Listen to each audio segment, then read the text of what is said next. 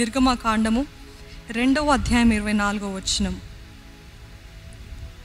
కాగా దేవుడు వారి మూలుగును విని అబ్రహాము, ఇస్సాకు, యాకోబులతో తాను చేసిన నిబంధనను జ్ఞాపకము చేసుకునేను. ఈరోజు ఆ మూలుగులు విని అంట ఆయన చేసిన వాగ్దానాన్ని జ్ఞాపకము చేసుకుంటాడంట. ఒకవేళ if you are in that position where you are stuck, మధ్యలో ఒంటరిగా ఉన్నారండి, మీరు మీకు సహాయం చేసిన వారు, మీరు ఎంతగానో ప్రేమించిన వారు పోయినప్పటికీ, మీరు ఎంతగా ఆశించిన వాగ్దాన భూమి మీరు పొందుకోలేని పరిస్థితులు ఉన్నప్పటికీ, ఉద్యోగం పొందుకోలేని పరిస్థితులు ఉన్నప్పటికీ, ఆ మూలుగులు విని యెహోవా జ్ఞాపకము చేసుకుని హల్లెలూయా. ఈరోజు దేవుని సన్నిధిలో ఏం చేయాలంట? ఒకవేళ అటువంటి నిస్సహాయ స్థితిలో ఉంటే ఉచ్చరింప సఖ్యము కానీ మూలుగులతోటి ఆయన సన్నిధిలో విజ్ఞాపన చేయాలండి. ఎంతమందికి ఉంది ఉచ్చరింప సఖ్యము కానీ మూలుగులతో ఆయన సన్నిధిలో విజ్ఞాపన చేసే విజ్ఞాపనలు? పోగొట్టుకున్నారు, కరెక్టే. ఎంతమంది కాల్ చేసి చెప్తూ ఉంటారు, నేను ఇది పోయింది, ఇది అనుకున్నాను, ఇది వస్తుందని అనుకున్నాను, పోయింది, నా తల్లి మరణించి, నా తండ్రి మరణించి, నాకు ఎవ్వరు లేరే అని వారి దగ్గర నుండి వీరి దగ్గర నుండి ఆదరణ కోసం చూస్తున్నారు. కానీ యెహోవా దగ్గర మూలిగిన వారికంట, మూలుగుతే అంట మీకు చేసిన వాగ్దానము ఆయన జ్ఞాపకము చేసుకుంటాడంట. నమ్మిన వారు మరొకసారి బిగ్గరగా హల్లెలూయా చెప్దామా? Hallelujah. He will remember his covenant. అంటే ఆయన మర్చిపోతాడన్నా కాదు, ఆయన ఎప్పుడు మర్చిపోని దేవుడు అండి. కానీ మనం ఎంత ఆశతోటి, మనం ఎంత ఆసక్తితోటి ఉన్నామో, మన వాంఛ ఎలాగుందో, మన సిద్ధపాటు ఎలాగుందో దాన్ని బట్టి మన ఆశల్ని నెరవేర్చే దేవుడు. వారి మూలుగులు విని, వారి ఏడుపులు విని, వారి బాధ, వారి రోదన విని ఆ రోజు అబ్రహాంకి చేశాను కదా వాగ్దానము. వీరు ఎంత అన్డిజర్వింగ్ అయినా, వీరికి తగదు, వీరు చేసిన పాపాలకి తప్పులకి, నేను వెళ్ళొద్దన్న స్థలాలకి వెళ్తారు, చూడొద్దన్నవి చూస్తారు, చేయొద్దన్నవి చేస్తారు, మాట్లాడొద్దన్నవి మాట్లాడతారు, నాకు ఇష్టం లేని కార్యాలన్నీ చేస్తారు. అందుకనే మన జీవితంలో ఇది అర్థం కాదండి. Why am I seeing loss after loss, loss after loss అని అంటే, కొన్నిసార్లు మనము దేవునికి దూరంగా వెళ్ళినప్పుడు మనకి ప్రొటెక్షన్ ఉండదు, కవచం ఉండదు, కంచె ఉండదు. అందుకనే ఆ ప్రొటెక్షన్ లేనప్పుడు అపవాదికి మనం ఈజీ టార్గెట్గా మారిపోతాం, ఒక గురిలాగా మారిపోతాం. కొన్నిసార్లు మనకు అందుకనే దెబ్బలు పడుతుంటాయి. కాదండి, నా మనస్సాక్షి నేను శుద్ధిగా కాపాడుకుంటున్నాను, భక్తిగా జీవిస్తున్నాను అని అంటే అది దేవుడు మీకు ఇచ్చే పరీక్ష. మీ మనస్సాక్షి శుద్ధిగా ఉందన్నట్లయితే మీరు అన్ని రీతిలుగా, కనీసం మన నీతి కార్యాలు ఆయన సన్నిధిలో, ఆయన కళ్ళకి మురికి గుడ్డలాగానే ఉంటాయి. కానీ మీ మనస్సాక్షికి విరుద్ధంగా, లేకపోతే దేవునికి విరుద్ధంగా మీకు తెలిసినంత వరకు ఏ పాపాలు చేయట్లేదని అంటే తప్పకుండా దేవుడు మిమ్మల్ని పరీక్షిస్తున్నాడని జ్ఞాపకం చేసుకోవాలి. ఇక్కడ మోషే మరణించాడు అని అంటే దేవునికి దయ పోగొట్టుకున్నారు అనుకున్నారండి ఇశ్రాయేలీలు. అంటే దేవుడు మా పైన కోపగించుకున్నాడు అనుకున్నారు. No no no, God had a better plan. God had a better plan. ఆనాడు మోషే నడిపించాడు, ఈనాడు యెహోషువ మిమ్మల్ని నడిపిస్తాడు. ఒక మనిషి మన జీవితంలో పోయారు అనంత మాత్రాన దేవునికి రీప్లేస్మెంట్ ఉండదు అని అనుకుంటున్నారా? we think we depend so much on so many people that we think that they are our life కదా. కరెక్టే, నేను అనేది భార్య భర్తల మధ్యలో కాదండి. సరిగ్గా ఆలోచించండి. అంటే ఈ భర్త పోతే నాకు వేరే వాళ్ళు వస్తారనమాట అని అనుకోకండి.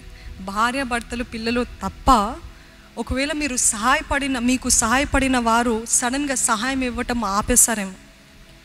మీరెంతో నమ్మిన బంధువులు సడన్గా మీ గురించి వ్యతిరేకంగా మాట్లాడుతున్నారేమో.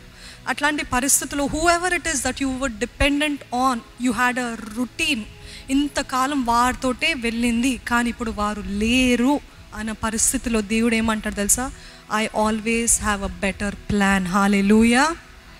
నమ్ముతున్న వారు మరొక్కసారి హల్లెలూయా చెప్దామా?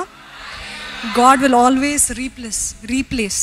పోయినంత మాత్రాన నువ్వు కాకపోతే మనము చాలాసార్లు నేను లేకపోతే నా బిడ్డలు ఏమైపోతారు, నేను లేకపోతే ఏమైపోతుందో, నేను లేకపోతే ఈ ఆఫీస్ నడవదు, నేను లేకపోతే ఈ సేవ నడవదు, నేను లేకపోతే ఈ పరిచర్య నడవదు. I play a big part in this ministry అని అంటే నీకంటే రెండంతల అభిషక్తులు కలిగిన వారిని నేను లేపుతాను. Hallelujah. God will always replace అండి. ఈరోజు మీ జీవితంలో పోగొట్టుకున్నారేమో, కానీ దేవుడికి he always has another plan. ఆయనకి ఇంకో ప్రణాళిక ఉంది. మోషే పోయినంత మాత్రాన యెహోషువని లేపకుండా లేడండి దేవుడు. యెహోషువని లేపాడు. ఇశ్రాయేలీయులను అలాగా మధ్యలో అరణ్యంలో వదిలిపెట్టలేదు. ఇక్కడ చూసినట్లయితే నిర్గమకాండము 16వ అధ్యాయము 16 నుండి 20 వచనాలు చదువుదాం.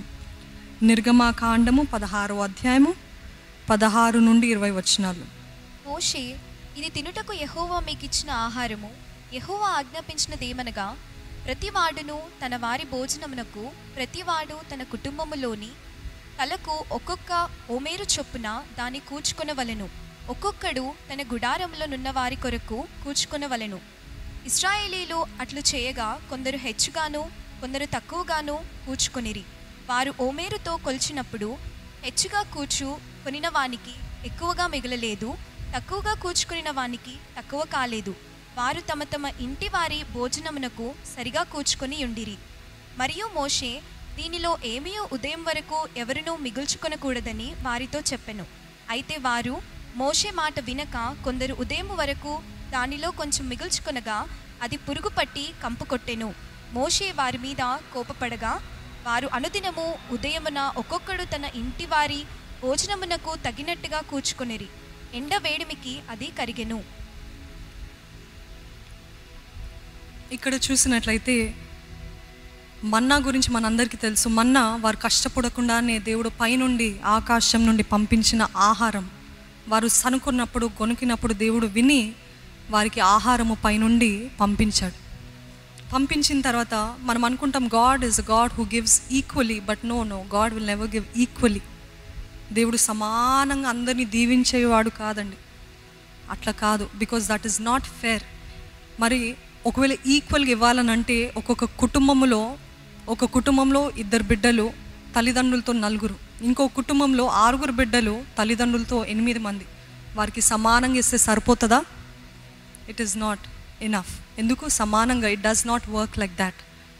God is not unfair, God is fair, but God does not give equally to everybody.